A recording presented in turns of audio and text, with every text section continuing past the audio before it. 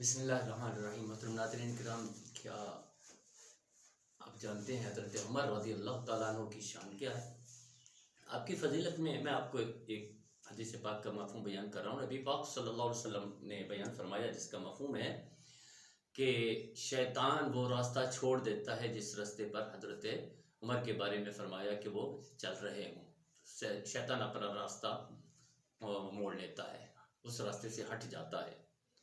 और इसी तरह बुजुर्गान दीन ने फरमाया कि अगर आपको रात के ख्वाब की हालत में रात को बुरे ख्वाब आते हों तो आप बिस्मिल्लाहिर्रहमानिर्रहीम लिख कर सीने के ऊपर उमर का नाम लिख दीजिए।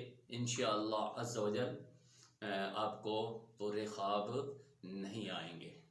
आपके एक वाक़या सुनाता हूँ आपको। हज़रत उमर रज़ियल्लाहु तआला अन्हु के नाम का असर आप देख लीजिए, जिसके नाम से शैतान अपना रास्ता छोड़ लेता है, उस जहाँ से हज़रत उमर गुज़रते हैं।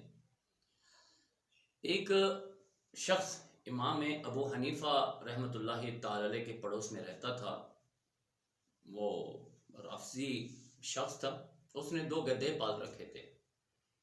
माज़अल्लाह उन्होंने उन 2 गधों का नाम रखा हुआ था। एक का नाम अबू बकर रखा हुआ था, दूसरे का नाम उमर रखा हुआ था।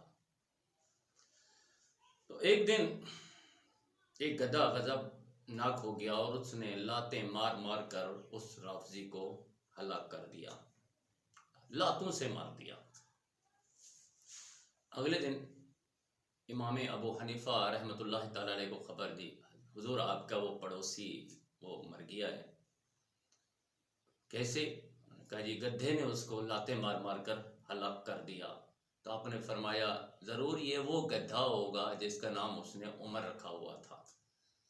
ये इस वजह से कि उसके नाम का असर। याद रखिए, हज़रत उमर ज़रा नरम तबीयत के मालिक थे और हज़रत उमर रज़ियल्लाहु तआला अन्हु ये थोड़े जलाली तबीयत के मालिक थे। तो यानी कि उसने जो उमर नाम रखा तो उसके अंदर वो गधे के अंदर भी वो जलाल आ गया, जिसने उस खबीस राफ़ज़ी को हलाक कर दिया, मार दिया। तो अल्लाह ताला हम सब को सहाबाए किराम की बेअदबी से भी महफूज फरमाए। आमीन।